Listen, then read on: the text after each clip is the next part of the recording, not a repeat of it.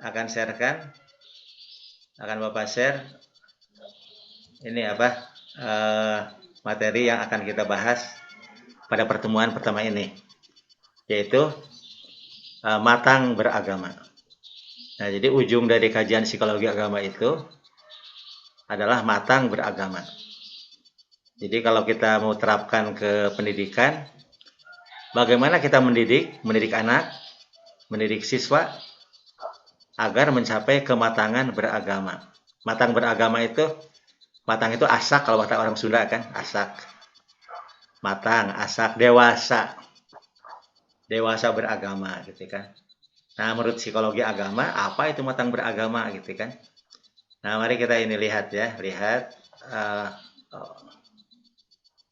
Kelihatan nggak? Ya, belum ya? Belum kelihatan. Belum, Pak. Ya belum ya. Oke. Nah ini, kelihatan ya? Sudah ada tayangannya? Sudah ada, Pak. Sudah ada ya.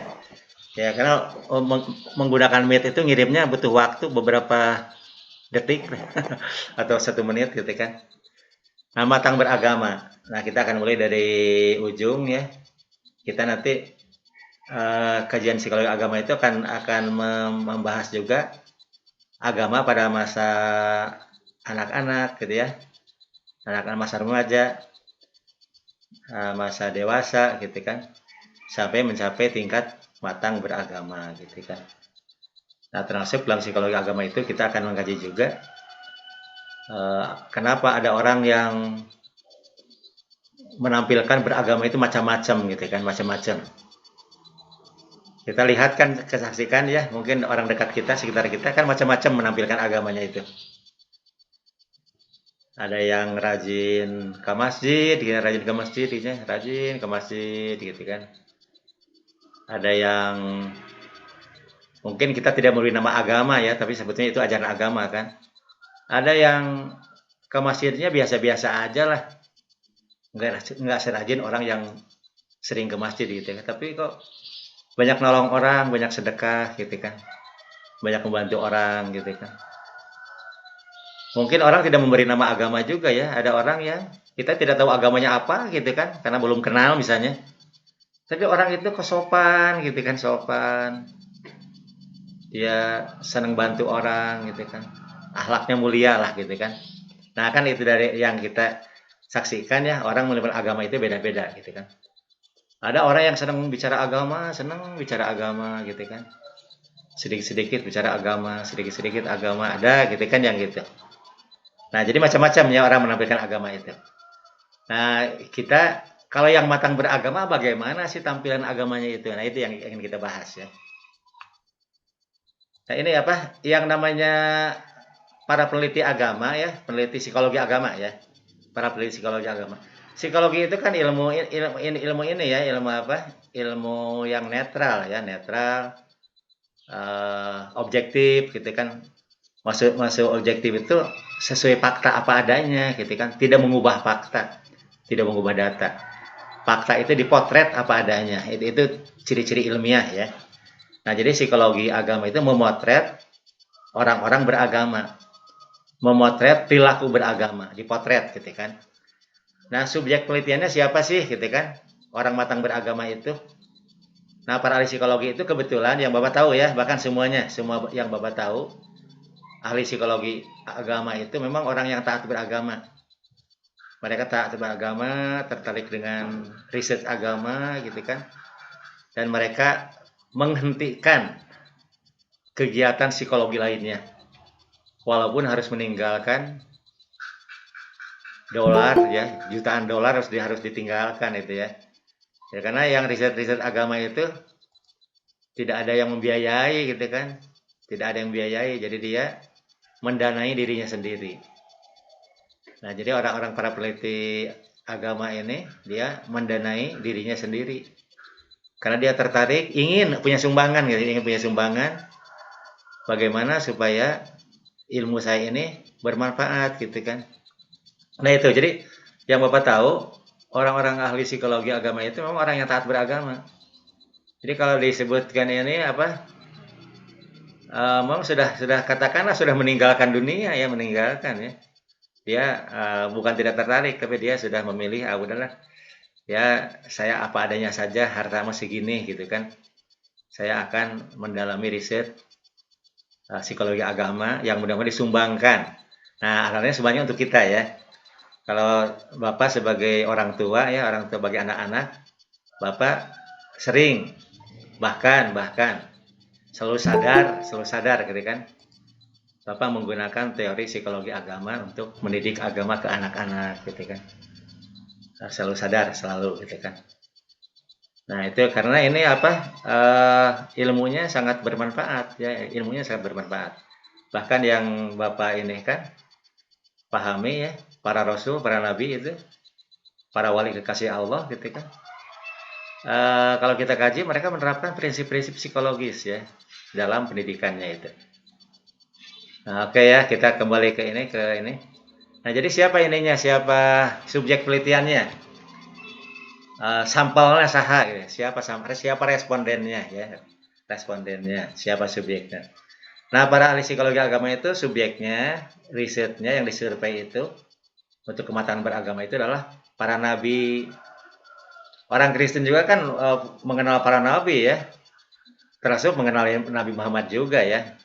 Mereka itu mengenal kan dari buku sejarah gitu kan. Jadi para nabi mereka lihat para nabi perilakunya gimana gitu kan. Nah, para nabi kan perilakunya sama ya. Semua nabi dan rasul Allah itu akhlaknya sama gitu, akhlaknya gitu kan. Tampilannya sama. Mulia lah, luar biasa mulia gitu kan. Nah, yang kedua para sufi ya, para sufi. Para sufi itu sebenarnya nabi juga sufi ya. Para sufi, para wali kekasih Allah, gitu, itu yang disurvei ya. Kemudian para romo ya, para romo itu romo itu apa? Orang pendeta Kristen tapi dia sufi lah, sufinya Kristen gitu ya, sufinya Kristen. Nah, saya punya kenalan, ada seorang tawanan, tahanan politik ya, tahanan politik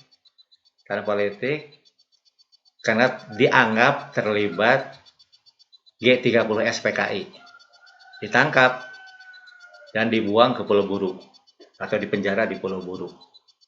Ya, dipenjara selama 15 tahun. 15 tahun, setelah 15 tahun dikembalikan. Selesai penjaranya gitu kan. Ini salah sebagian ya, sebagian enggak semuanya. Yang terakhir kan tahun 98 baru dikeluarkan ya. Ini dia tahun 60, tahun 80 keluar dari ini. Nah, pulang ke Bandung, keluarganya menolak. Tidak mau ada mantan PKI di rumahnya, tidak mau. Sehingga dia bingung, aduh saya mau tinggal di mana gitu kan. Saya sudah rindu 15 tahun pulang ke Bandung, kok istri sudah nikah lagi gitu kan. Saudara menolak saya, gimana bingung. Dia akhirnya terpikir dalam hatinya itu ya, saya minta perlindungan ke siapa, minta ke sini nolak semuanya gitu kan, kok menolak. Akhirnya dia berinisiatif, saya akan datang ke gereja gitu kan. Datanglah dia ke gereja, kebetulan yang nerimanya Romo, kebetulan. Kebetulan yang nerimanya Romo. Nah, dia datanglah pendeta itu ngobrol dengan Sang Romo gitu kan, menyebutkan sejarahnya. Saya ini mantan PKI lah gitu kan, yang dipenjara di Pulau Buru. Nah, apakah bisa nerima saya? Oh iya, silahkan di sini aja gitu kan. Kalau Bapak aman di sini ya silahkan di sini gitu kan. Tinggallah dia di sana. Di ini di apa di yayasan gereja gitu ya, yayasan gereja. Dan setelah setahun bosan juga kan, bosan gitu kan tinggal di ini kok tanpa hanya kerja-kerja gitu aja, bosan gitu kan. Dia sampaikan ke Romo itu gitu. Pertama kali yang dia bicarakan bukan masalah pekerjaan, bukan, tapi masalah agama. Karena Romo itu baik orangnya gitu ya, dia tertarik dengan kepribadian Romo itu. Romo, saya ini mau pindah agama lah. Saya mau pindah agama Kristen gitu kan. Nah, Sang Romo, apa jawaban Sang Romo? Sang Romo itu jawab gini, Bapak, kenapa Bapak pindah agama? Apa Bapak sudah mengerti Islam? Menurut saya Bapak jangan pindah agama, jangan gitu kan. Kecuali Bapak sudah paham Islam. Kalau Bapak sudah paham Islam dan ternyata Islam itu ada kurangnya dan Kristen ada lebihnya, silahkan Bapak pindah ke Kristen. Tapi saya menolak karena menurut saya Bapak tidak mengerti Islam. Saya anjurkan Bapak belajar dulu Islam lah kepada ulama yang yang betul-betul menurut Bapak percaya dia itu orang yang ahli agama dan mengamalkan agama dengan baik dan benar gitu kan. Jangan masuk Kristen gitu kan. Nah akhirnya karena ditolak masuk Kristen, dia belajar agama kemana-mana lah gitu kan. Dia pun belajar agama ke ustadz ini gitu kan. Sampai akhirnya ya ketemu ulama yang dia anggap sebagai baik lah gitu, baik, soleh, akhlaknya mulia gitu kan. Tenang, orangnya tenang, kalem gitu kan. Nah dia akhirnya itu, nah setelah dia belajar agama Islam gitu kan, dia bicara ke Sang Romo, saya ini kan tidak punya KTP, tidak punya gitu kan, karena nggak boleh punya KTP saya tuh. Nah saya ingin bekerja, padahal syarat bekerja itu harus ada KTP. Di mana kira-kira saya bisa bekerja? Nah si Saromo itu dia punya murid ya, murid orang Tionghoa yang punya perusahaan dan baik, orangnya baik, senang menolong gitu ya, senang menolong. Nah disampaikanlah ke muridnya itu bahwa bapak ini dia mantan PKI, ingin bekerja, apa mau diterima? Ya kata si orang Cina itu, ya saya taat kepada Romo, ya, kalau Romo berkenan ya saya akan terima. Akhirnya bekerja dia itu, lama bekerja itu sampai tahun berapa ya, sampai dari tahun 81 lah gitu ya, sampai tahun 2015, 2014 lah itu ya, lama sekali bekerja. Nah itu Romo ya, Romo gitu kan. Terus para biku kalau di Hindu, di Buddha ya, di Buddha di ini,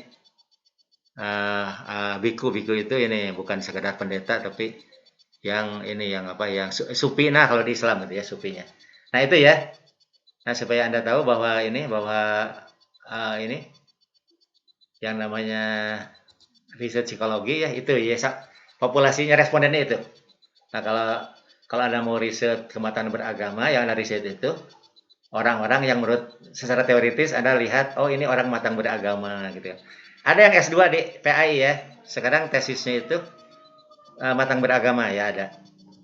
Ini orang Riau dia sudah sidang tahap 2. Dia riset konversi agama. Nah, Bapak tahu juga dari tesis dia, Bapak tahu dari tesis dia. Ada seorang responden yang PKI gitu kan. Terus agamanya matang lah, baik luar biasa. Soleh gitu, ahli ibadah, akhlaknya mulia, senang membantu orang gitu kan. Nah itu yang matang beragama gitu kan. Nah si itu LC namanya gitu kan, kalau Anda boleh ini LC namanya, orang Riau. Nah dia tesisnya itu tentang religious conversion gitu kan, tesisnya. Nah itu saya kira tesis pertama lah di PAI UPI ya, yang riset psikologi agama gitu kan. Nah itu bisa. Kebetulan ada tingkat saya tuh Pak. Oh ada tingkat. Oh, Dia sama-sama dari IMK tinggi kan ya. oh ya, sama-sama di Riau juga, di Riau sama-sama. Iya, sama dari. Oh iya alhamdulillah ya. Nah itu LC itu ini yang dari Riau itu ini beberapa yang saya bimbing itu banyak banyak prestasinya ya, banyak tesis yang unik-unik gitu kan, unik, yang unik bagus. Jadi mudah-mudahan Ibu Rita ya, Ibu Rita juga itu ya. Nah, Iya Pak. mudah-mudahan ya. Oke, kita kembali ke ini ya, ke tayangan lagi ya, ke ini. Jadi kembali ke ini, ke responden kematang beragama ya. Jadi itu ya. Jadi para nabi, para sufi, para romo, para biku gitu kan. Ada juga ya orang yang riset agama ya. Ada juga tokoh psikologi riset agama. Tapi disebut-sebut dia tidak beragama ya. Ada juga gitu kan. Yaitu Sigmund Freud. Sigmund Freud itu dia ya teorinya terkenal sekali ya, teori Teori kepribadian ini terkenal ya, teori id, ego, superego, teori sadar, tidak sadar gitu kan, terkenal sekali. Dan mungkin seluruh psikolog di Indonesia, di dunia itu sangat terpengaruh oleh riset-riset Sigmund Freud ya. Nah disebut-sebut Sigmund Freud itu tidak beragama, disebut-sebut ateis, disebut-sebut gitu kan. Nah, tapi dia riset juga agama ya. Nah yang dia riset bukan para sufi, bukan orang matang beragama. Yang dia riset bukan orang yang matang beragama, tapi yang dia riset itu orang-orang yang sakit jiwa karena faktor agama. Sakit jiwa karena faktor agama. Kan banyak orang sakit jiwa karena faktor agama, banyak ya. Yang menurut psikologi itu sakit jiwa gitu kan. Nah yang di riset itu. Jadi kebalikan dari para ahli psikologi agama semacam William James gitu kan, yang taat beragama, sehingga risetnya pun orang-orang yang taat beragama juga. Nah kalau Sigmund Freud risetnya itu orang-orang yang beragama menimbulkan sakit jiwa. Agama seharusnya menimbulkan kedamaian, ini kok menimbulkan sakit jiwa gitu kan. Oke ya itu ya. Nah kenapa matang beragama gitu kan? Nah matang beragama itu dapat diibaratkan ini ya, piramida ya, sebuah piramida. Orang matang beragama itu sedikit sekali ya, sedikit. Yang namanya tujuan pendidikan kan ideal ya, selalu ideal ya. Orang beriman, takwa, akhlak mulia, cerdas, inovatif, sehat, ya kan? Itu ujung-ujung semuanya gitu, ujung tujuan pendidikan. Kan jarang yang sampai itu ya. Tapi kita harus harus mengejar itu gitu kan. Ya berapa persen diraihnya? Ya alhamdulillah gitu kan. Setengah matang alhamdulillah gitu kan, daripada atapisan gitu kan. Nah, jadi ini puncak ya. Jadi orang matang beragama itu orang yang puncak beragama. Oke. Sekarang kita akan bahas beberapa teori matang beragama. Nah, beberapa teori matang beragama ya. Bapak akan ajukan 2 teori sajalah. Banyak teorinya sebetulnya, tapi Bapak ada umumnya sama, umumnya gitu kan, hanya beda redaksi, beda penekanan. Tapi ujung-ujungnya substansinya sama. Substansinya. Banyak samanya. Nah, William James itu disebut sebagai bapak psikologi agama. Bukan orang pertama. William James itu bukan orang pertama yang riset agama, bukan. Sebelum William James banyak yang riset agama gitu kan. Tapi yang sangat populer sebagai tokoh besar sehingga disebut bapak psikologi agama adalah William James. Nah, dia memberikan kuliah di mana-mana itu dia teh. Kuliah psikologi agama di mana-mana. Di beberapa universitas terkenal di dunia, undang William James. Karena riset-riset psikologinya yang luar biasa gitu kan.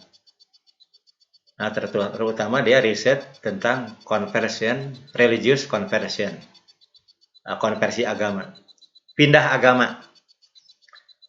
Pindah agama nanti kita akan membahas secara khusus ya, ada pertemuan khusus tentang religious conversion, pindah agama gitu kan. Nah, William James disebut-sebut sebagai bapak psikologi agama. Bukunya yang terkenal, The Varieties of Religious Experience, merupakan pembahasan agama yang paling mendalam dan komprehensif. Jim berpendapat bahwa agama memiliki peran sentral dalam menentukan perilaku manusia. Dorongan beragama pada manusia, menurut Jim, paling tidak sama menariknya dengan dorongan-dorongan lainnya. Ada dorongan-dorongan lain ya. Ada 2 dorongan kata Freud kan, manusia itu. Dorongan seks, libido seksual, dan agresivitas. Insting, libido seksual dan insting. Insting itu terutama agresivitas. Itu dua hal itu yang menjadi motivasi utama manusia hidup di dunia gitu kan. Tapi kata Jim, ada motivasi itu agama gitu kan. Nah, ini orang-orang khusus ya. Oleh karena itu, agama patut mendapat perhatian dalam setiap pembahasan dan penelitian sosial yang lebih luas. Jim memberikan kriteria orang yang beragama matang seberikut. Nah, jadi ada 4 ciri ya. Orang matang beragama menurut Jim. Nah, jadi kalau kita ngadidik agama gitu kan, arahkan ke sini gitu kan, arahkan ke sini. Walaupun masih jauh, tidak naon, masih jauh juga. Sejak anak masih kecil, tapi kita sudah mulai mengarahkan. Gitu ya. Pertama, orang matang beragama itu apa? Sensibilitas akan eksistensi Tuhan. Sensibilitas, jadi dia peka, begitu. Aduh, Tuhan itu sudah menyatu dengan dirinya, gitu kan. Setiap tindakan, perbuatan itu selalu nanya Tuhan. Apa Tuhan ridho enggak dengan perbuatan saya, gitu kan? Dia selalu bertanya dalam hatinya. Nah, jadi dia sensibilitas akan eksistensi Tuhan. Jadi Tuhan itu hadir. Diusahakan dia hadirkan terus-terusan pada setiap saat, setiap keadaan, dalam perbuatan apa saja. Sedang sembahyang, dia hadirkan Tuhan. Sedang mengajar, Tuhan dihadirkan. Sedang belajar, Tuhan dihadirkan. Sedang makan, Tuhan dihadirkan. Sedang di toilet, Tuhan dihadirkan. Jadi Tuhan itu hadir kapan saja, di mana saja, gitu kan. Nah, itu orang yang matang beragama. Jadi selalu ini kalau makan dia, ini saya makan ridho nggak Tuhan ya, gitu kan. Nah, dia itu akan tanya begitu. Ridho nggak Tuhan saya makan begini, gitu kan. Selalu tanya. Kalau dia bicara begini, Tuhan ridho nggak gitu. Nah, dia selalu kaitkan dengan Tuhan, gitu kan. Jadi maksudnya adalah bahwa orang yang beragama matang selalu tersambung hati dan pikirannya dengan Tuhan. Hati dan pikiran. Nah, ingat ya, manusia itu punya unsur hati dan ada yang mengatakan unsur pikiran. Kalau Bapak sebetulnya tidak sependapat ya. Pikiran itu bukan unsur, bukan. Pikiran bukan unsur manusia. Pikiran itu sebetulnya ini apa? Kinerja hati. Jadi pikiran itu tergantung hatinya, tergantung hati gitu kan. Jadi pelaksana pikiran itu. Unsurnya itu hati. Pikirannya baik atau buruk tergantung hatinya. Kalau hatinya baik, pikirannya baik. Kalau hatinya buruk, ya pikirannya buruk gitu kan. Nah, jadi oke lah kita karena ini kenyataan ada ya, ada pikiran, ada akal gitu kan. Ada hati juga. Jadi orang yang beragama itu yang matang selalu tersambung hati dan pikirannya dengan Tuhan. Oleh karena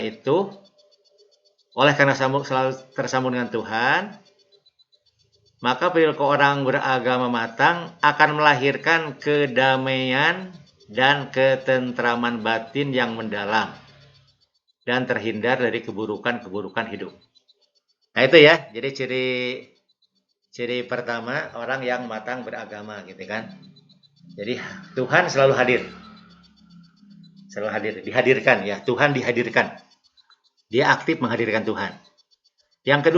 Ciri yang kedua itu, nah akibat dari ciri pertama ya,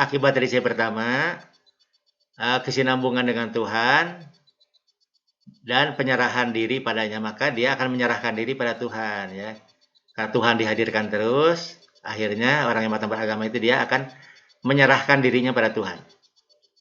Poin kedua ini merupakan konsekuensi dari yang pertama, di mana orang yang beragama matang secara sadar dan tanpa paksaan menyesuaikan hidupnya dengan kehendak Tuhan. Kalau kehendak Tuhan kan kebaikan-kebaikan ya, ini kebajikan karena Tuhan. Karena Tuhan maha baik. Innallaha jamil yuhibbul jamal. Itu dalam hadis qudsi ya. Kalau itu indah dan mencintai keindahan. Kalau itu baik dan mencintai kebaikan. Tidak suka yang buruk-buruk gitu kan.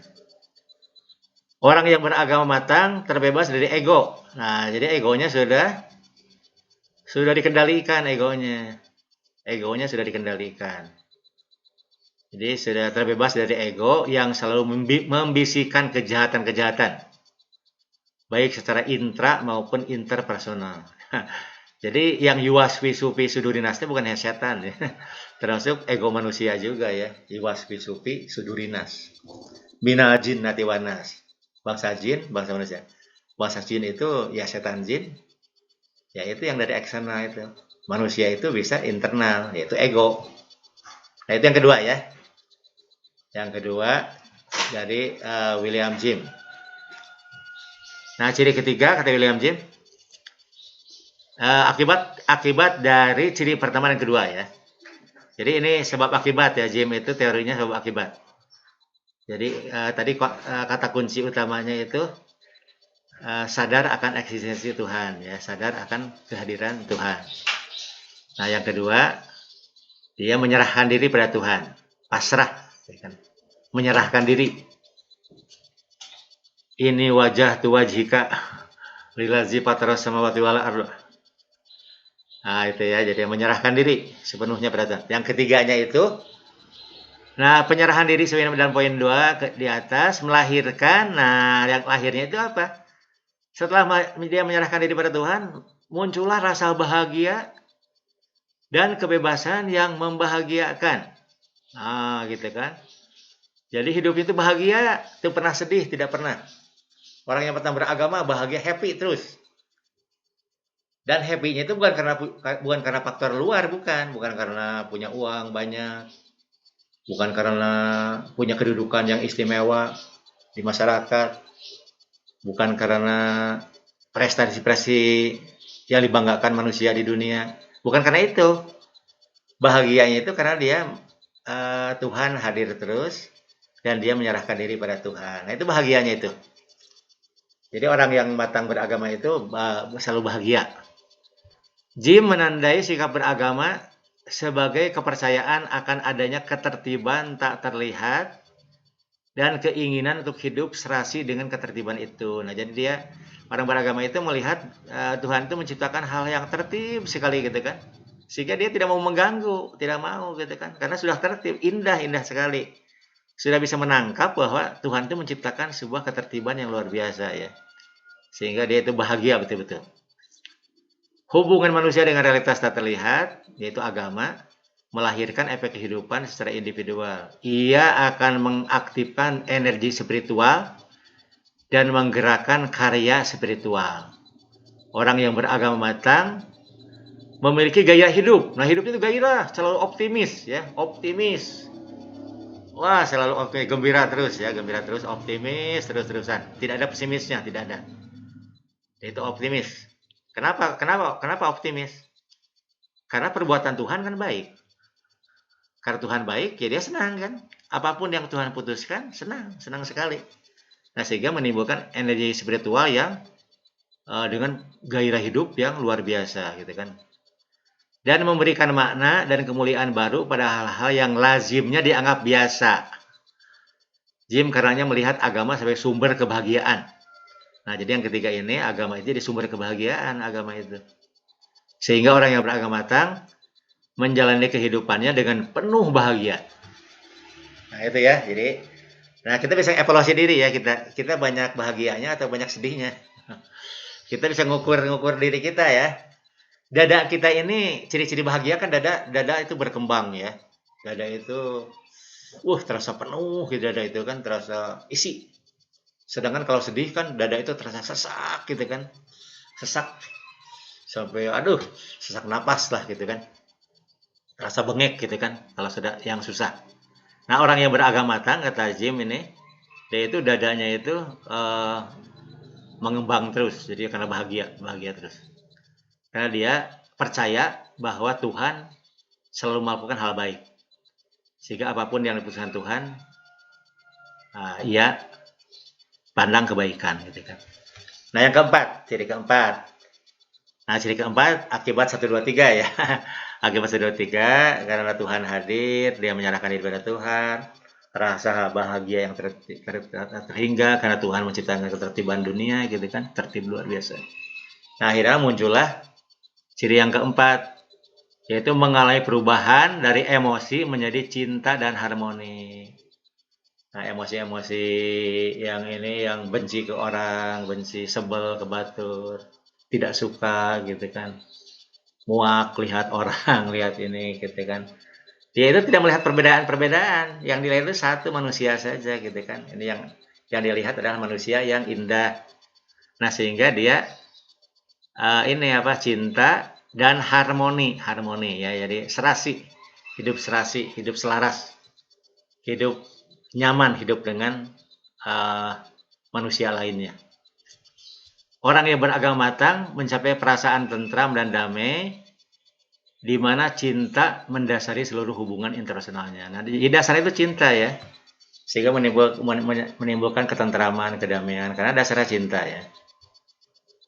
Oleh karena itu orang beragama matang bebas dari rasa benci, bebas ya. Tidak pernah membenci, tidak pernah prejudis, buruk sangka ya, buruk sangka, sakwa sangka. Tidak pernah bermusuhan, tidak pernah gitu kan. Dan dan lain-lain. Mana yang negatif-negatif itu tidak ada. Tetapi cinta dan harmoni merupakan dasar bagi kehidupan sosial atau interpersonalnya. Orang yang memiliki cinta dan membangun kehidupan harmoni dan damai, orang yang memiliki cinta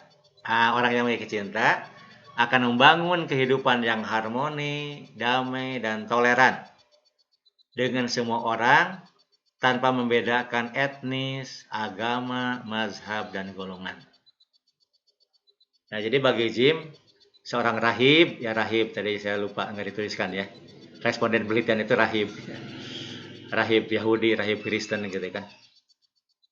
Bagi Jim, seorang rahib adalah tipe kehidupan ideal dari orang yang beragama matang ini. Sehingga nampaknya tidak semua orang dapat mencapai ke puncak keberagaman matang ini. Seorang supi, biksu, dan bikuni, romo, ya, dan sejenisnya masuk ke dalam tipe orang yang beragama matang menurut Jim ini. Nah, oke ya, jadi itu ya. Nah, ini tolong empat ciri ini diresapi benar ya, dipahami benar, dan kita terapkan ke diri kita ya. Diri kita apa sudah mencapai kematangan beragama belum? Kira-kira beberapa persen lagi kita akan sampai ke tahap matang beragama dengan kriteria yang Jim buat ya. Jim buat. Tuhan dirasakan hadir. Jadi kita suka menghadirkan Tuhan. Wajib menghadirkan Tuhan ya. Kalau di Islam kan wajib kan. Wa'bud rabbaka hatta ya'tiyakal yakin. Sembahlah Tuhanmu sampai kamu yakin Tuhan itu hadir gitu kan. Kan itu. Sejalan dengan Islam ini. Sejalan saya kira ya. Jadi kajian psikologi ini tentang matang beragama ini sejalan dengan Islam. Wa'bud rabbaka hatta ya'tiyakal yakin. Sembahlah Tuhanmu sampai kamu yakin Tuhan itu hadir. Kita sering sholat sampai Tuhan itu hadir atau enggak gitu kan. Sahun sholatnya gitu kan. Punten ya ngopi ya. Nah itu ya, jadi terus yang kedua tadi menyerahkan diri pada Tuhan ya. Jadi serahkan pokoknya Tuhan mau berbuat apa ke saya senang gitu kan. Mau Tuhan jadikan saya orang kaya, orang miskin, saya senang. Mau Tuhan buat saya sehat walafiat, buat saya sakit, saya senang. Mau Tuhan ciptakan manusia mencintai saya atau membenci saya senang. Gitu kan. Para nabi gitu kan. Nabi mah kan nggak peduli dengan tindakan orang. Gitu ya. Nabi menjalannya gitu kan.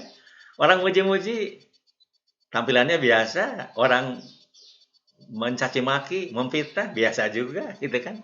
Karena senang dengan Tuhan ya. Jadi sehingga coba kalau Anda senang dengan seseorang ya orang yang kagum ke Anda gitu, kagum sekali. Cinta ke Anda, cinta sepenuh hati. Ada orang yang ngomel-ngomel, kenal pun tidak gitu. Apa Anda akan peduli dengan orang yang ngomel-ngomel? Tidak akan. Kita tertarik kepada orang yang mengagumi kita, yang senang kita gitu kan. Nah, karena Tuhan itu sangat indah ya bagi orang yang matang beragama, sehingga dia abai dengan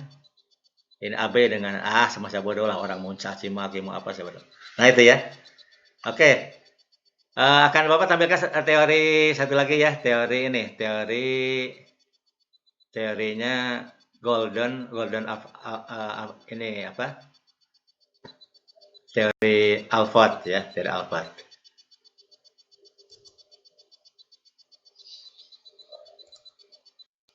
Ada nggak, kelihatan nggak? Kelihatan nggak itu tampilannya, tayangannya?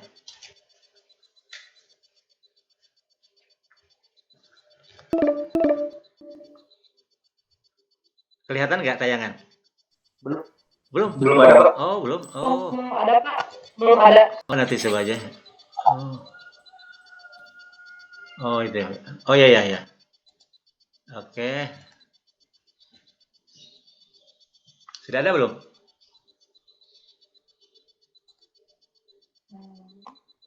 Belum ada, Pak. Ya? Belum ada. Belum? Oh, gitu. Belum. Oh, nanti diulangi lagi ya, dimatikan dulu, Bapak. Akan ulangi lagi dari awal. Oh, nggak ada ya.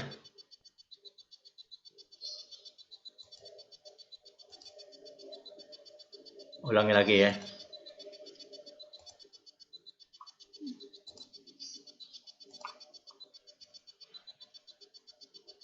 Ada sekarang?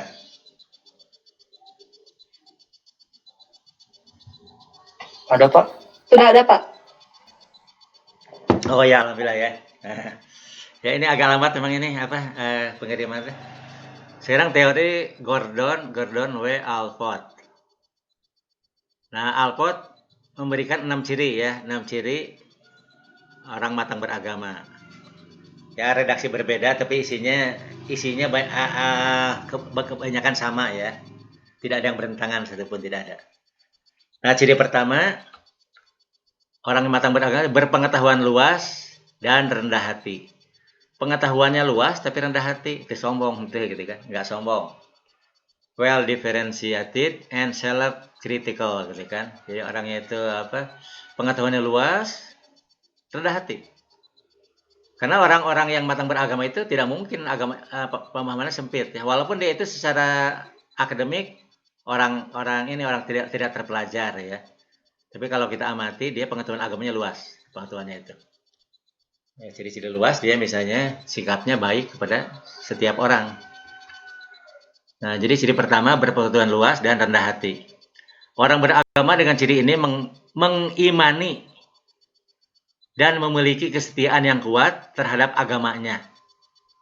Namun juga ia mengakui kemungkinan kekurangan dalam agamanya itu untuk diperbaiki sehingga mau belajar kepada siapapun termasuk kepada pemeluk agama lain. Nah ini ya, jadi apa? Orang yang matang beragama itu dia tidak tabu ya. Tidak tabu untuk belajar dari agama lain. Kalau orang Islam dari mazhab lain gitu, nggak tabu. Jadi bukan hanya tidak membenci agama lain, bukan hanya tidak membenci mazhab lain. Orang matang beragama itu malahan dia mencintainya, bahkan belajar darinya gitu kan. Karena dia merasa bahwa agamanya pun kurang. Anda tersinggung nggak dengan ini? Dengan ciri pertama Alphard, tersinggung nggak ini? Jadi orang-orang matang beragama itu dia pengetahuannya luas. Nah, kenapa? Karena dia nyadari bahwa agamanya saja ada kekurangan. Nah, sehingga dia mau belajar dari agama lain, pengetahuan agama lain, untuk menutupi kekurangannya itu. Menurut Anda salah nggak ini? Ya, boleh dikoreksi dulu ya, sebelum dilanjutkan. Jadi orang yang beragama matang itu dia pengetahuan luas dan rendah hati. Iya, karena rendah hatinya betul, karena rendah hatinya dia merasa bahwa ada hal-hal baik dari agama lain gitu kan. Ada hal baik dari mazhab lain. Orang NU melihat di Muhammadiyah banyak baiknya gitu kan, sehingga dia belajar.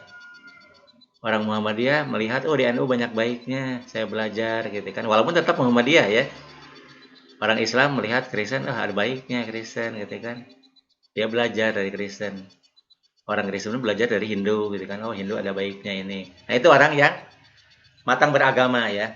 Jadi gini ya, Anda jangan mengatakan agama menurut Tuhan ya, menurut Allah. Inna dina indallahil Islam. Agama yang agama di sisi Allah hanyalah Islam. Itu benar. Tidak akan disalahkan oleh siapapun. Persoalannya apakah agama Islam yang saya persepsi, yang saya pahami sesuai dengan agama Allah? Kan belum tentu. Buktinya Islam macam-macam ya. Muncullah mazhab-mazhab di Islam. Artinya kan beda-beda artinya gitu kan. Karena itu persepsi. Bukan kalau nabinya sama, Nabi Adam, Nabi Nuh, Nabi Idris sampai Nabi Muhammad sama semua. Memahami Islamnya sama, nggak ada perbedaan sedikit. Tapi umatnya bisa beda-beda gitu kan.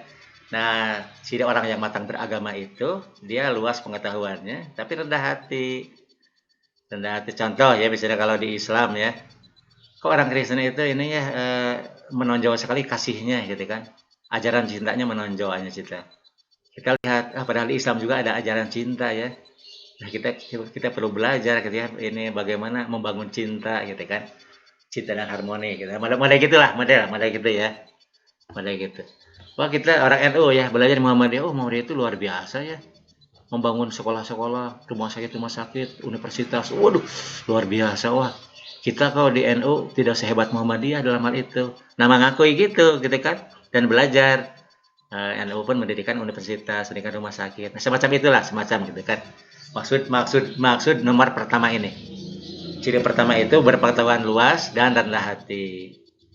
Contoh kita misalnya mengambil sisi baik ya, agama Konghucu.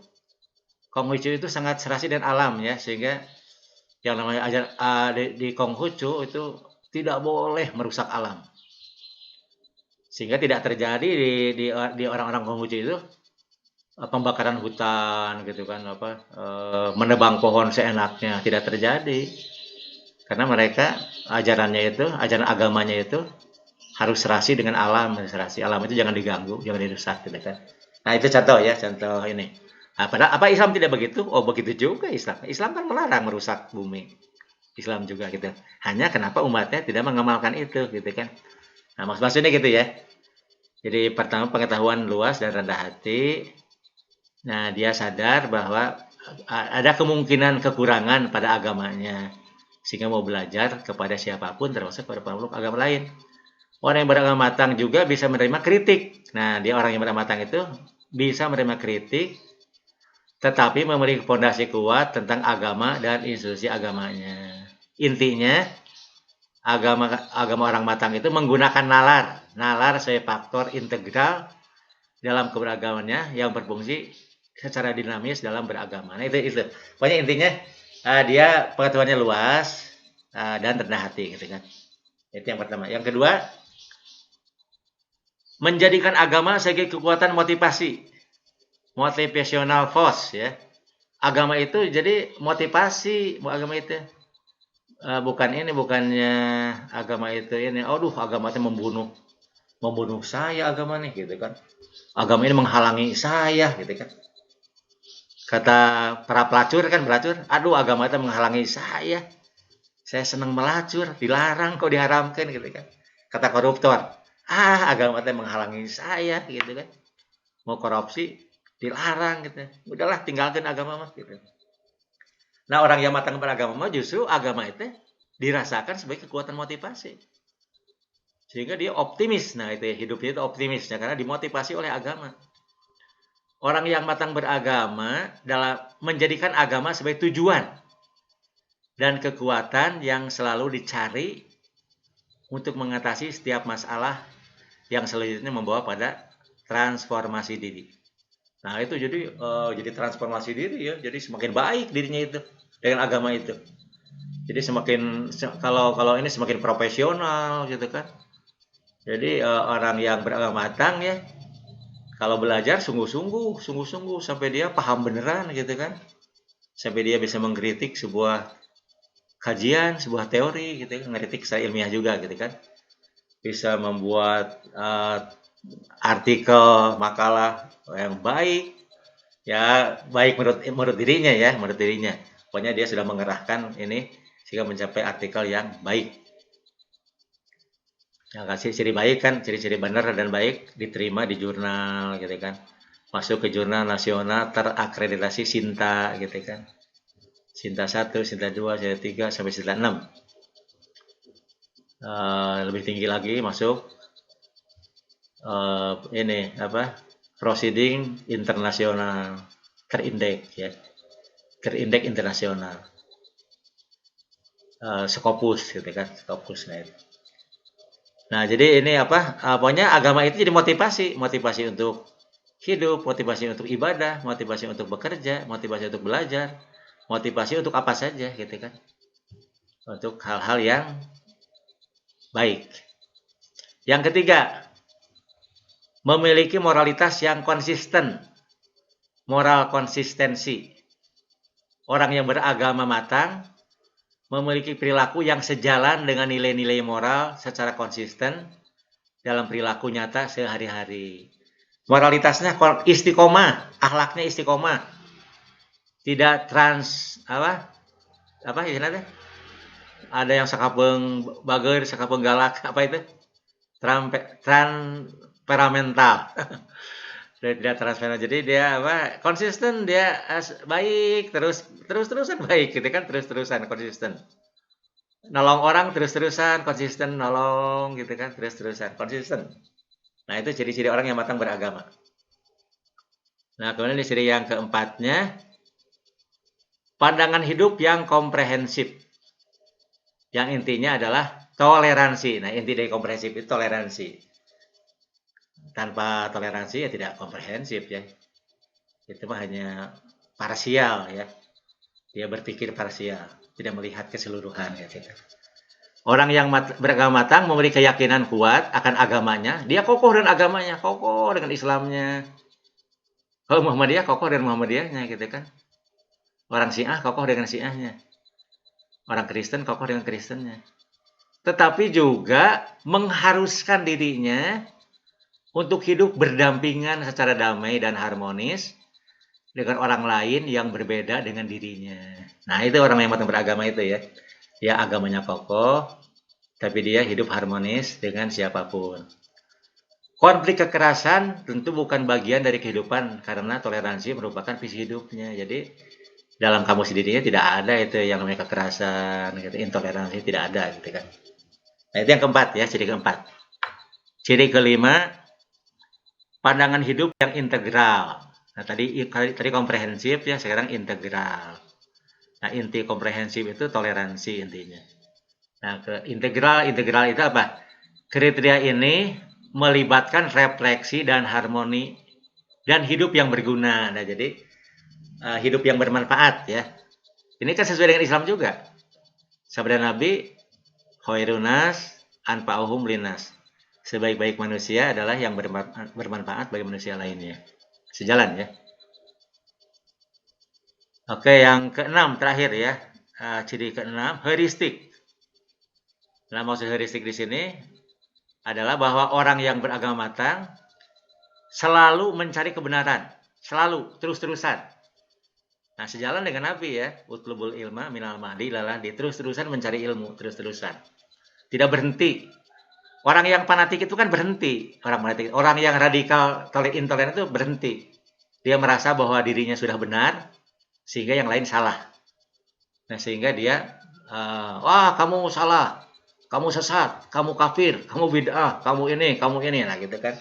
Nah, dia berhenti di sana, dia sudah mencapai puncak ilmunya, itu kan salah.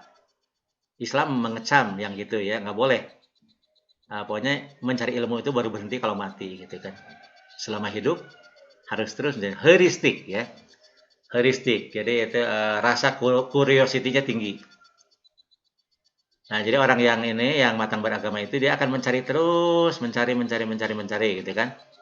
Orang yang beragama matang memiliki kerendahan hati. Nah, rendah hati dia terbuka gitu kan. Terbuka atas pandangan keagamaan baru.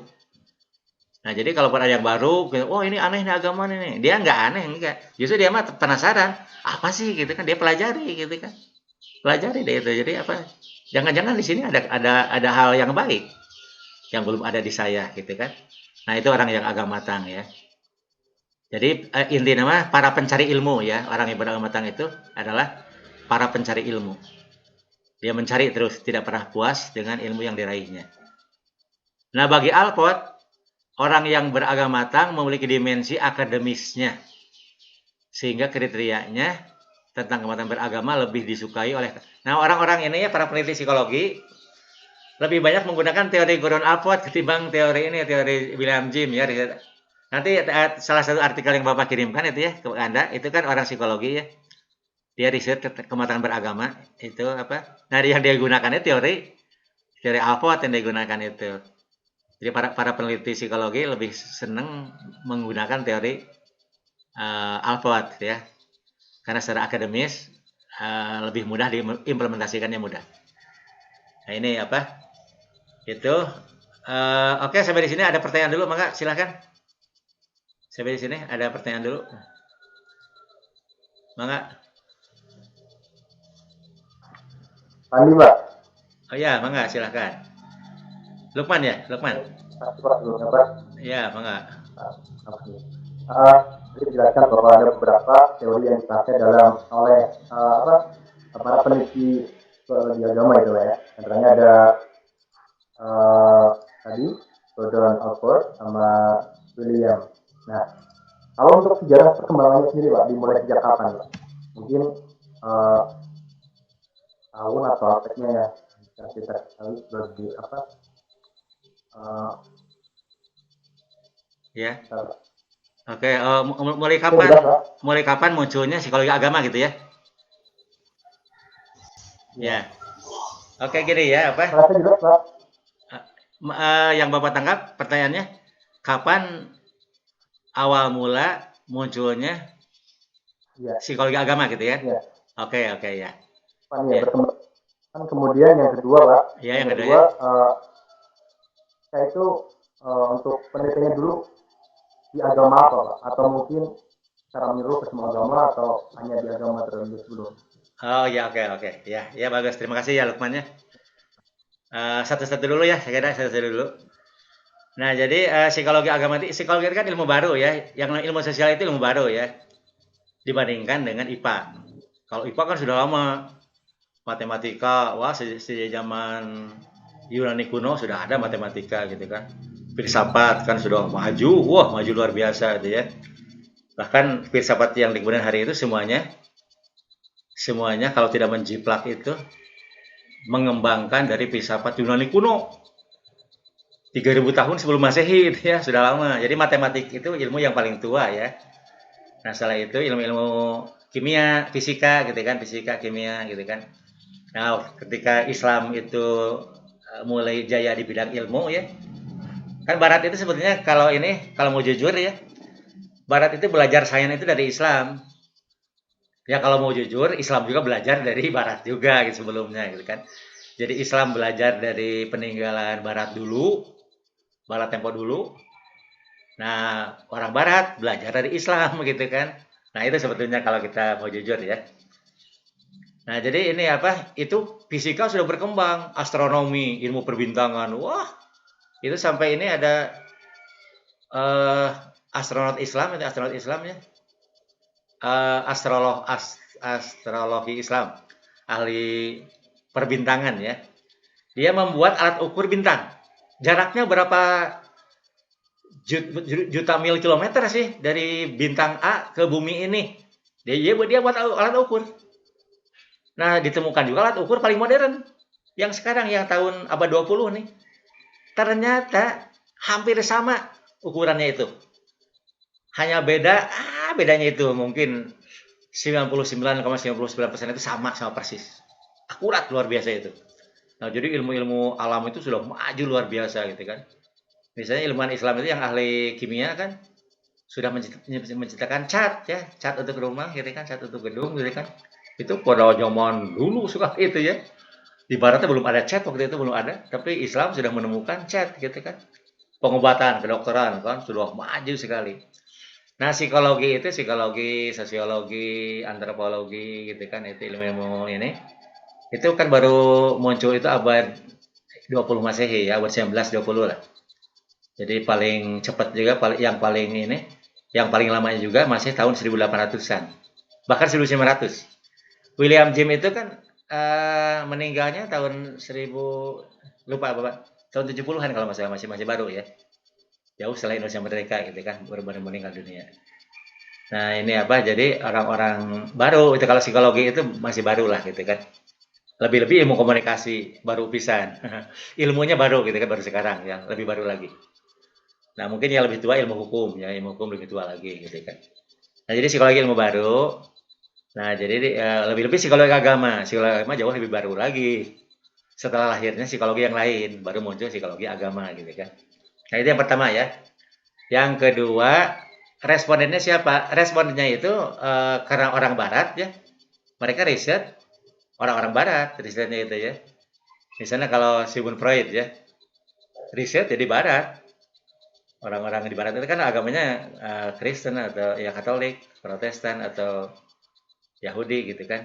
Yang dari riset itu apa? Nah, kok orang agama taat agama tapi agamanya taat tapi sakit jiwa.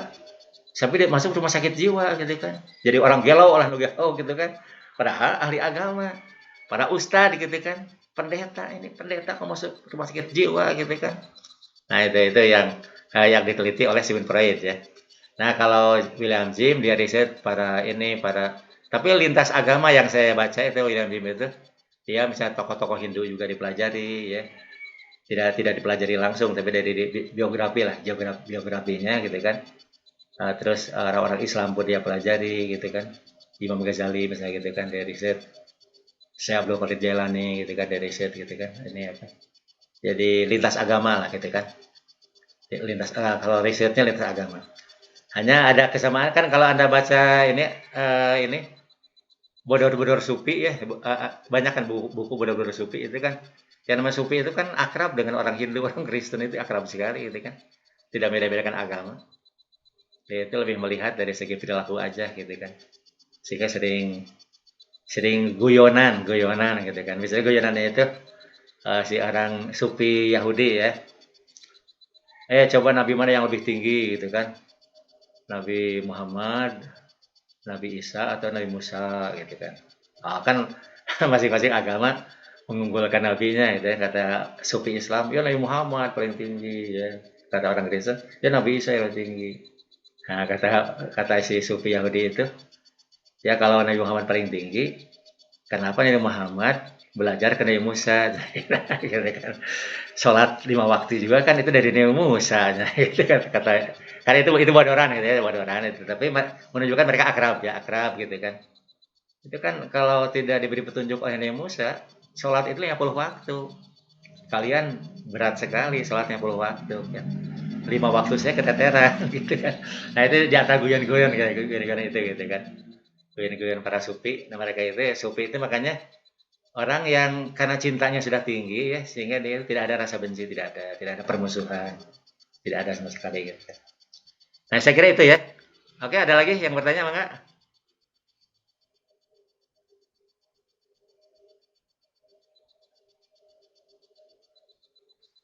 Ya, Saya, Mangga. Pak. Ya, Rasid, Mangga, Rasid. Ini tentang tesis sih Pak. Biasanya latar belakang mahasiswa ngambil dari psikologi agama tuh berangkat dari mana sih Pak? Oh iya, oke. Yang ambil tesis psikologi agama berangkatnya dari mana? Ya berangkat, oke ya, itu kan itu mah teori membuat latar belakang masalah ya. Teori buat latar belakang masalah. Jadi ini apa latar belakangnya bisa dari riset-riset sebelumnya. Itu kan latar belakang yang paling bagus itu ada 2 latar belakang yang bagus ya, yang bagus. Pertama melihat fenomena orang beragama, bagaimana orang itu beragama itu sekarang gitu kan. Anda baca inilah yang jurnal yang Pak Ismail itu ya, yang Bapak kirimkan itu ya. Nah, Anda baca itu bagaimana selama latar belakang gitu ya, itu bagus. Bapak lihat, Bapak nilai bagus itu. Nah, yang Pak Ismail itu ya. Nah, nanti Anda pun cari artikel-artikel lain gitu kan, betapa bagusnya. Jadi kita bisa melakukan. Kita dengan ilmu kita ya, bisa melakukan itu. Itu ilmu kita juga gitu kan, bisa melakukannya. Nah, saya kira itu ya. Jadi apa? Secara teoritis latar belakang satu dari fenomena, fakta-fakta yang ada gitu kan. Misalnya kalau kita riset ingin teori matang beragama ya, kita lihat fakta-fakta orang yang matang beragama. Misalnya kita lihat Wali Songo gitu kan. Bagaimana Wali Songo beragama? Coba Anda bayangkan ya. Wali Songo itu ulama tinggi sekali ya. Mungkin kalau di zaman ini akan digelari itu ini apa Hujatul Islam lah gitu kan. Wali Songo itu Hujatul Islam, tinggi ilmunya itu luar biasa. Tapi kita lihat ya, akhlaknya luar biasa ya. Padahal mereka hidup di lingkungan orang Hindu ya. Ya kan orang-orang Hindu kebanyakan kan. Islamnya masih sedikit. Islam masih minoritas. Nah, ini pun kita belajar dari sejarah ya, betapa orang Hindu itu toleran, luar biasa. Buktinya orang Islam dapat tempat yang tinggi. Wali Songo itu kan orang-orang Islam yang luar biasa ya. Padahal masyarakatnya Hindu. Tapi diterima sebagai pemimpin. Tidak ada ujaran kebencian itu. Wah, ini penista agama nih. Ini anti Hindu. Enggak ada. diterima aja. Itu yang menunjukkan betapa orang Hindu di Indonesia itu sangat toleran gitu kan. Dan para wali songo membangun hidup yang toleran sekali, luar biasa gitu kan, luar biasa. Lebih-lebih ini ya, kalau kita lihat ini baca sejarah ini, Gajah Mada. Gajah Mada itu kan orang Islam, ulama kan, ulama. Sufi lah, dia sufi, sang sufi ya. Coba Gajah Mada menjadi patih ya, patih itu perdana menteri. Rajanya itu Hindu, Hayam Wuruk kan Hindu rajanya. Dan masyarakatnya Hindu, menteri semuanya Hindu. Tidak ada yang Islam satupun kecuali dirinya. Coba bagaimana dia bisa menempatkan diri ya, menempatkan diri gitu kan. Nah itu jadi di satu sisi orang Hindu betapa toleran gitu kan, nerima orang-orang yang datang, orang Islam kan belakangan datang ke Indonesia. Hindu lebih duluan, Hindu itu. Buddha lebih duluan, Buddha itu. Tapi mereka menerima kita gitu ya kan, mereka hadir, diterima oleh mereka. Nah itu ya, jadi apa? Di satu sisi orang Islamnya pun melestarikan hidup damai. Nah itu dari fakta-fakta itu bisa itu ya untuk kalau penelitian ya, fakta-fakta. Kita lihat juga para ulama berikutnya gitu kan. Kapan sih di Indonesia mulai muncul intoleransi? Kan sejak pengaruh luar. Asli Indonesia mah tidak ada itu asli. Itu kan yang namanya siapa? Pancasila, UUD 45, NKRI, Bhinneka Tunggal Ika itu kan dari warisan Wali Songo. Warisan itu kan dilestarikan dan diterima oleh semuanya. Tidak ada satu pihak pun, satu golongan pun yang menolak. Keempat, ini apa pilar bangsa ini, nggak ada yang menolak.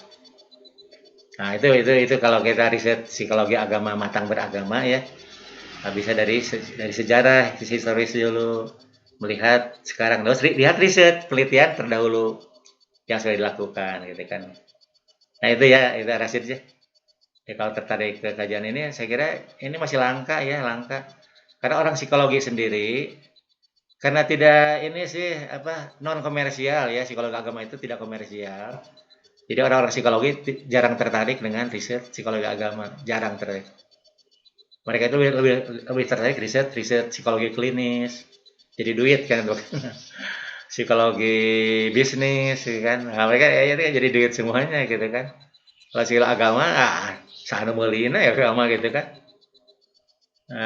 Kecuali sebagai dosen-dosennya saja jarang yang tertarik psikologi agama. Dosen psikologi gitu kan, kalau sudah jadi dosen. Sudah jadi dosen kan seharusnya tekun lah gitu kan, menggali, meneliti gitu kan. Nah tapi tetap uangnya kurang gitu kan. Lebih tertarik ke riset. Dan industri tidak ada yang pesen psikologi agama, nggak ada. Mereka pesannya psikologi industri, misalnya seperti mempengaruhi iklan ya, iklan itu kan yang menciptakan itu orang-orang psikologi kan. Sampai orang tertarik dengan iklan, misalnya iklan Indomie itu bagaimana gitu kan, itu orang-orang psikologi itu ya. Nah kita mah gunakan psikologi itu untuk bagaimana kita mengajar, mendidik itu benar dan anak tertarik gitu kan. Nah itu gunakan psikologi itu. Nah itu Rasid ya. Oke, ini Bapak akan teruskan dulu ya, tayangan lagi, akan masuk ke tayangan lagi. Tayangan ini untuk hari ini, tayangan terakhir nih, untuk hari ini.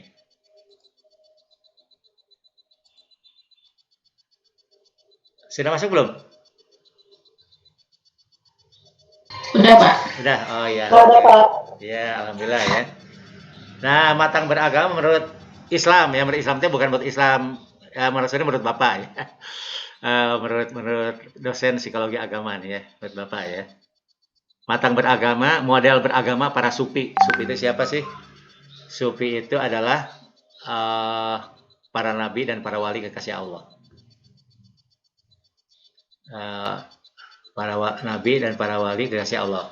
Nah, ciri Bapak membuat ada 6 ciri orang matang beragama ini, dan ini saya kira sejalan dengan teori-teori psikologi agama tadi ya, sejalan lah gitu kan. Ada beda substansi, ada beda istilah, ada juga substansi yang bedanya. Jadi irisannya besar lah, kesamaannya besar. Nah apa ciri pertama kalau menurut Bapak? Ciri pertama orang matang beragama itu ada al-fakir, memiliki jiwa al-fakir. Al-fakir itu Anda jangan menggunakan teori fikih ya, fakir, miskin harta gitu kan Pak. Bukan. Bapak menggunakan teori fakir itu, fakir dalam arti di Quran ya. Firman Allah, a'udzubillahi minasyaitonirrajim. Ya ayyuhan nasu antumul fuqara 'ala Allah. Wallahu huwa ghaniyul hamid. Wahai manusia, kalian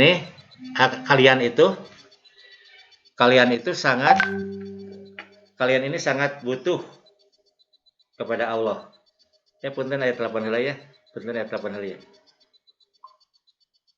Punten ayat 8 heula sekedap.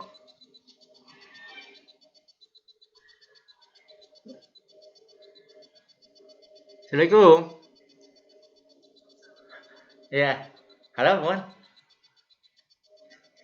Endingnya. Oh ya, insya Allah, mohon. Ya. Oh ya. Ya gitu ya, mohon. Iya, mohon. Ya, hatur nuhun ya, hatur nuhun. Assalamualaikum.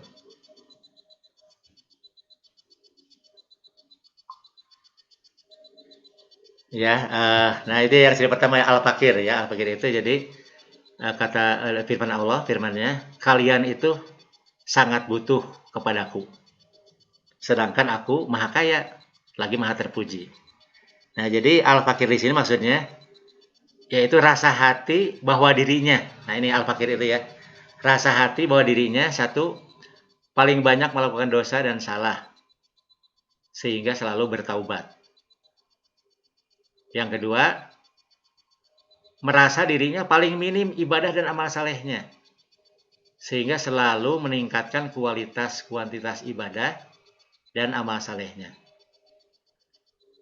Yang ketiga, merasa paling buruk akhlaknya sehingga selalu memperbaiki kualitas akhlaknya. Itu mana al-fakir ya? Mana al-fakir itu? Jadi selalu bertaubat, selalu meningkatkan kualitas ibadah amal solehnya, selalu meningkatkan akhlaknya. Itu satu. Yang kedua zahid. Ciri matang beragama itu zahid. Zahid itu maksudnya menolak dunia. Sudah talak 3 dengan dunia. Bukan hanya talak 1 ya, talak 3 dengan dunia. Nah, itu yang matang beragama ya. Jadi hidupnya hanya berorientasi akhirat. Menggunakan fasilitas dunia. Jadi dia menggunakan fasilitas dunia. Dia gunakan fasilitas dunia. Dia bekerja sebagai dosen, sebagai guru, sebagai dokter, sebagai arsitek, sebagai teknokrat, tukang sapu, tukang nyangkul, sapu-sapu di jalan gitu kan. Tukang pemungut sampah, apa saja dunia itu dia gunakan seluruh kerjaannya itu, hidupnya itu untuk ibadah dan amal salehnya. Jadi makan juga ibadah ya, orang zahid itu makan juga ibadah, makan juga ke toilet pun ibadah gitu kan. Jadi karena menyambung dengan Allah ya, apa saja menyambung dengan Allah gitu kan.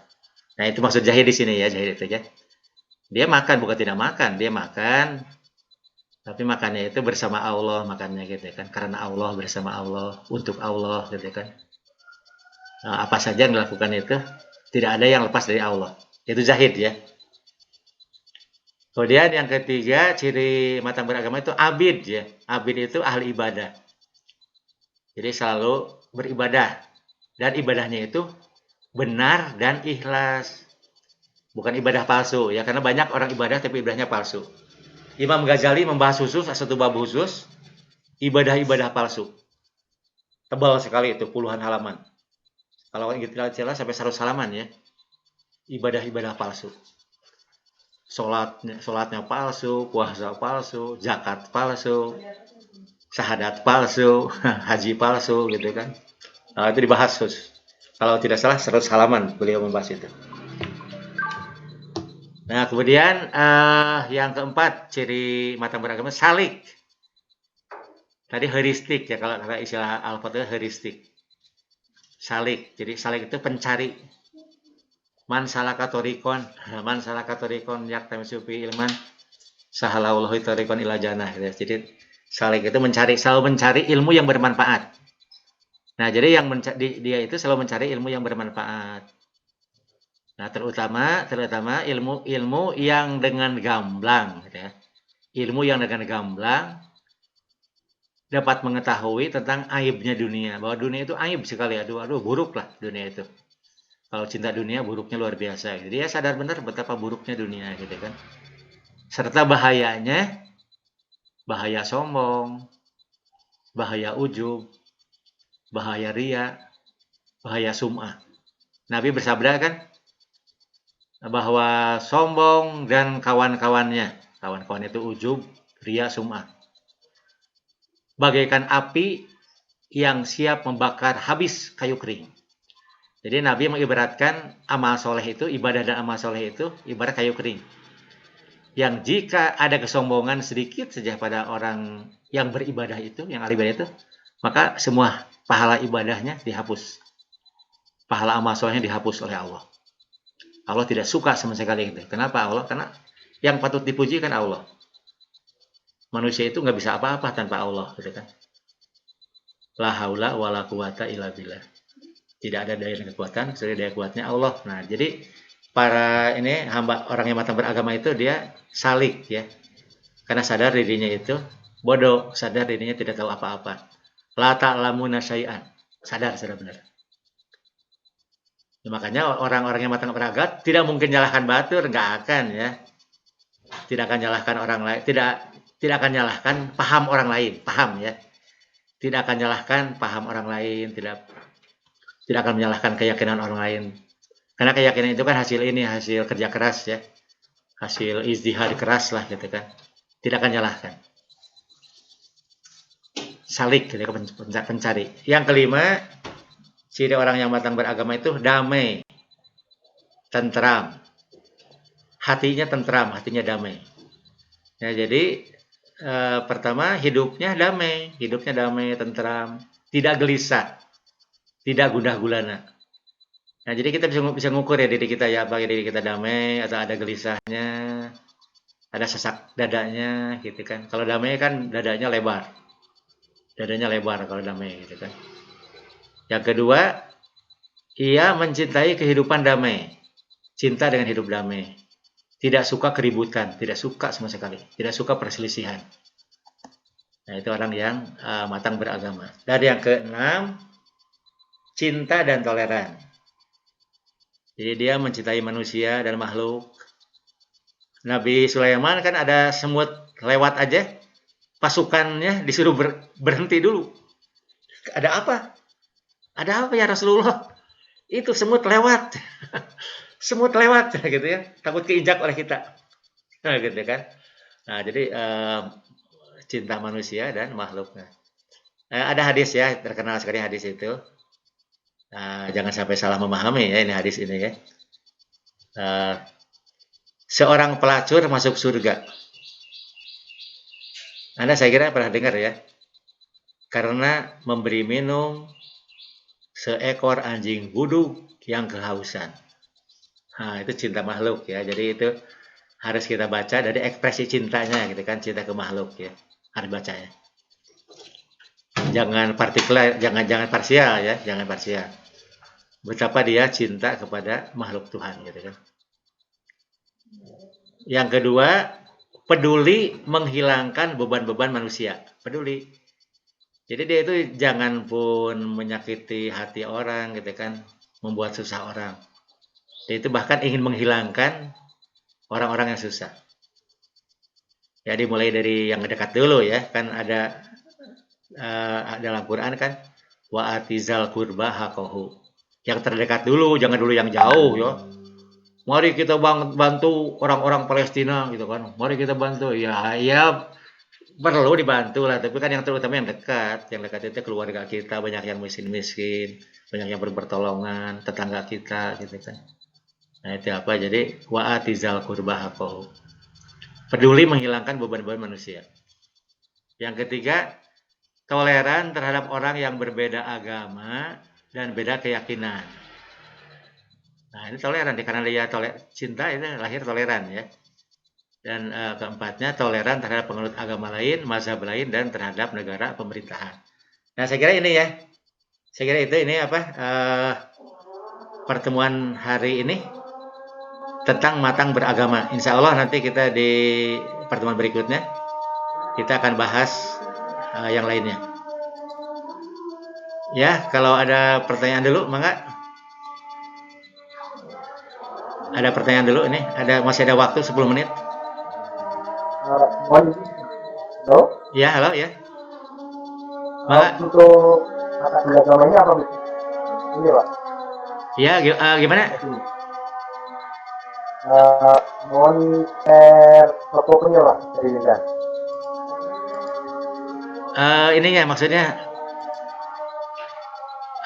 Fotonya bisa. Oh iya, mangga ya. Ya pasti akan di-share-kan ya. Ya. Ya, saya kira untuk pertemuan hari ini kita cukupkan sekian ya. Insya Allah kita akan lanjutkan dengan pertemuan-pertemuan